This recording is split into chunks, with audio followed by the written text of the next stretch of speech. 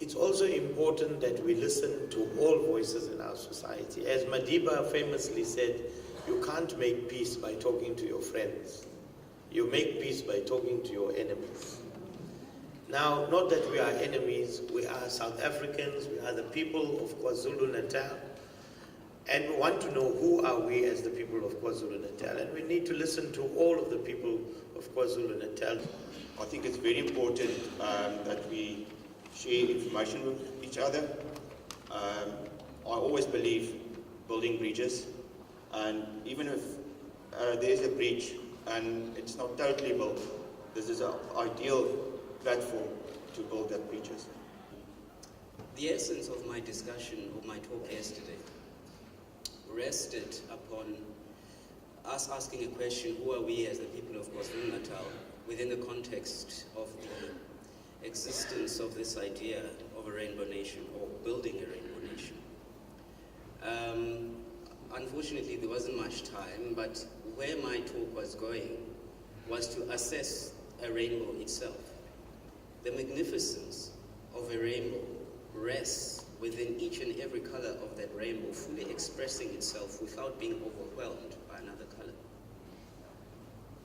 If the rainbow was one color, it wouldn't have any magnificence. So now, in asking ourselves who are we as the people of KwaZulu-Natal, we would need to assess whether each and every color of this province is equal, fully expressed, so as to, as a united region, be able to call ourselves a rainbow nation. Pumlani has just spoken of the realities of social structure. We know where that social structure comes from. And it's in the lifetime, at least of people like myself, that families went through immense pain being told that you are a this and you are a that. The whole point of recognizing social structure is, yes, that is the reality, but it is not us. What we were told we were is not really what we are, nor is it necessarily what we should aspire to be. And I think the issue of Ubuntu is something that takes us beyond who we were told we are. It always means going beyond the family, beyond the clan, to see something more universal. I think I spoke yesterday for a few minutes about how we need to start on the premise of what binds us instead of what separates us. We saw such a powerful video about how important it is to pay it forward. I remember being a young girl working as a kitchen hand at Everite in Jacobs, scrubbing floors and working in the canteen. And somebody saw me and said she smiles while she washes these big pots and scrubs floors. Let's try and see if she can still smile if we put her on a switchboard. And they taught me how to put on a computer and how to work on a switchboard. And the rest, as they say, is history. And it's because of people like that throughout my life that have made opportunities and made things available for me and lived for something bigger than themselves that I find myself where I am today. So it's my responsibility as a human being to do the same thing for those that come beyond me. I spoke about how we talk. The question I was asked to answer is, who are we as KwaZulu-Natal? Who are we as a people? And the voices that we hear in our society today, the voices that are the loudest are our youth. And oftentimes our youth are the ones that don't fully understand who we are as a people. I believe that young people should be the core focus when trying to fix social cohesion issues, because they're the ones that learn our behavior from an adult perspective. So we need to start at the ground level with young people, try and fix the way that they think, because if they are the ones that carry this mentality of segregation and separation, they are the ones that are still going to carry the legacy of segregation. We cannot allow that to go on. We need to sit down as this congregation and to say to ourselves, what plans are we going to put in place to ensure that we strike an equilibrium? I'm not saying there must be a race over the other, but there must be an equilibrium. You cannot sit with few people owning land. Never, it can never happen. Because for you to be economically active, you need to have something. and that something is our land, and we're not going to be shy about saying it has to be returned back to its rightful people. So we really need to sit as this congregation and ask ourselves, how are we going to be addressing those issues? I think I've had enough of us venting and coming up with issues that are really paining us. Yes, we are going to be addressing the pain, but as we address the pain, let us look into the future. We cannot sit here and be venting and venting without coming up with clear, concise, and measurable ways of addressing this. I want to pick up what our brother said earlier on about the lack of white participation in events like this, and also at grassroots level. I mean, usually you see whites who do appear at events like this are the usual suspects. People who always come to these events, it's like the converted.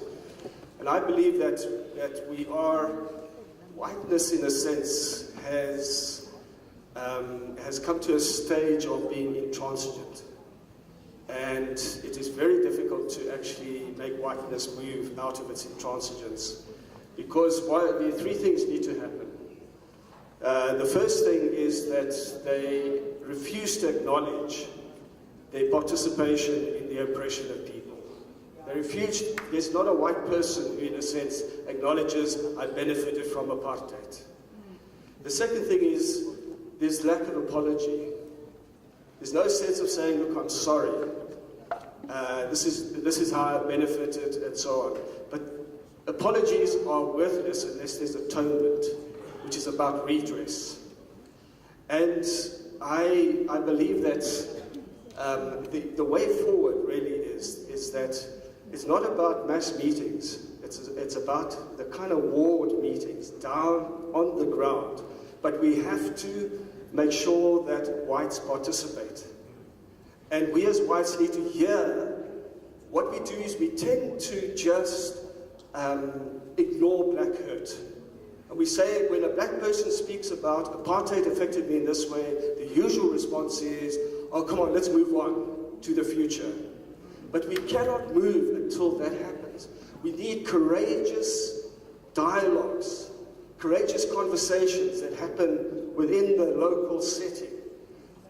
This creates, I think, a catalyst for us to take this forward. But the fact that we have lack of white participation here is a sense in which we're not actually going to reach them. And the only way that's going to happen is through a very powerful black voice confronting whites. I think you allow whites off the hook too easily. I think it's important we have these comfortable and uncomfortable conversations. Pumlani, you're very right. We can't have comfortable conversations because comfortable conversations are not going to solve our problems. We must be able to have the uncomfortable conversations also. But also we can't be talking to ourselves. You are right. You can't have African people talking about Ubuntu just among them. There must be Indian people. Of course now, Logi, I know you, there's many friends you have here. You know, Eugene, I saw the AfriForum conversations. It's called Conversations of a Nation, I think. And I follow them. They're very good conversations. But again, there's many Afrikaners in those forums, you know, some local community people, etc. We need more forums where we can bring people together from all races, so we have that. Mindful of the inherent strengths and inevitable tensions of our diversity in race, class, faith, ethnicity, culture, gender, sexual orientation, linguistic and geographic origin. Recalling with considerable concern that in spite of 23 years of democracy and extensive government investment in improving the quality of life of all our people through social services, access and equity interventions to effect transformation and a social welfare safety net, our society is at risk of being undermined by division and social ends. I think we are done. Yes, we are done. It's been a pleasure to present this declaration and receive your memorandums. So we now unanimously adopt this declaration as amended by the suggestions that have been put forward. Could we have that by acclamation? So now we have resolved, since yesterday, we spend adequate time to be here as different stakeholders because we have recognized the need for this summit, that we must all come here and participate so that we are able to shape the vision of our province and the vision of our country, so that when we come out of this forum here, we become strong people, people with clear vision who subscribes to the vision of building a united, non-racial, non-sexist, democratic, and a prosperous society.